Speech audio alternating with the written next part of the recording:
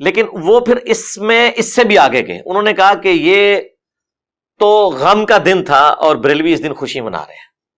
اچھا ادھر تو یہ بات کرتے ہیں, جب ہم 10 محرم کے اوپر اہل البیت کا ذکر کریں تو کہتے ہیں نہیں سوگ تو 3 دن ہوتا ہے, غم منانے کی ضرورت ہی نہیں ہے. کسی کی جگہ دیکھ لو وہ یارا.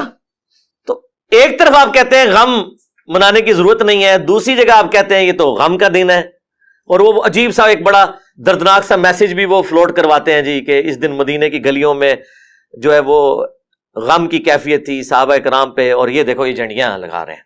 پہلی بات ہے کہ تمہارے کس بندے نے, کس روحانی ابے نے تمہیں یہ پڑھایا کہ نبی علیہ السلام 12 ربیع الاول کو فوت ہوئے ہیں؟ یہ دنیا کی کس کتاب میں لکھا ہوا ہے؟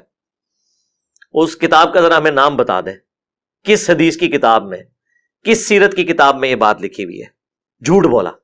اور میں نے بخاری اور مسلم سے ثابت کیا ہے کہ نبی علیہ السلام 12 ربیع الاول کو فوت نہیں ہوئے. بڑا سمپل سا فارمولہ ہے. میں نے اپنے زمانے بریلویت میں ایک ریسرچ پیپر لکھا تھا, وہ آج بھی ہماری ویب سائٹ پہ ریسرچ پیپر نمبر 12 کے نام سے اپلوڈڈ ہے. وہ اس لیے اپلوڈڈ ہے کہ وہ اس وقت بھی درست لکھا ہوا تھا, اس کا یہ والا حصہ آج تک ویلڈ ہے.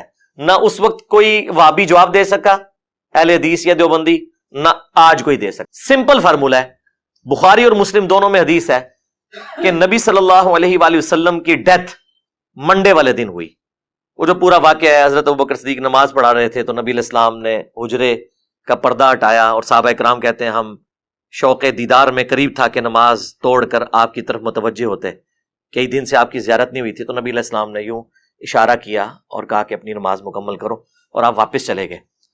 اور اس حدیث کے اینڈ پہ الفاظ ہے کہ وہ منڈے کا دن تھا اور اسی دن پھر آپ چاشت کے وقت دنیا سے تشریف لے گئے. اس حدیث سے ثابت ہوا کہ نبی علیہ السلام منڈے والے دن فوت ہوئے.